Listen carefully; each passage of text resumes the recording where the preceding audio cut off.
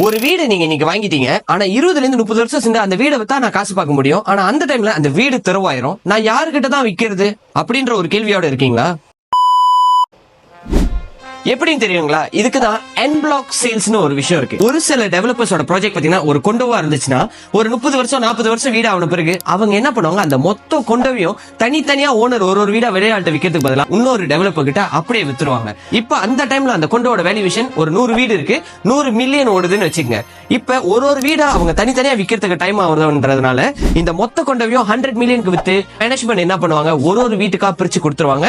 So நம்ம அந்த வீட்டை விட்டு எவாக்குவேட் பண்ணி ஆகணும். இந்த என் பிளாக் சேல்ஸ்ன்ற ஒரு விஷயம் பாத்தீங்கன்னா சிங்கப்பூர், ஹாங்காங், மலேசியால இப்ப ட்ரெண்டிங்காவும் வந்துகிட்டு இருக்கு. டெவலப்பர்ஸ் மொத்த பில்டிங்கோட வாங்கி அவங்க ஃபுல்லா உடைச்சிட்டு புதுசா இன்னொரு ப்ராஜெக்ட் அந்த டைம்ல கட்டி அப்போ உள்ள வேல்யூவேஷனுக்கு என்ன விலை ஓடுதோ அத்தனை மில்லியன் கூட அவங்க விற்பாங்க.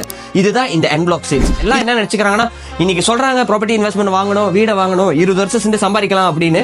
20 வருஷம் சென்று வீடு பழசாயிரும். நான் யாருக்கிட்ட தான் போய் விற்கிறது, யாரு தான் அந்த டைம்ல வாங்குவான்ற கேள்வியோட இருக்காங்க.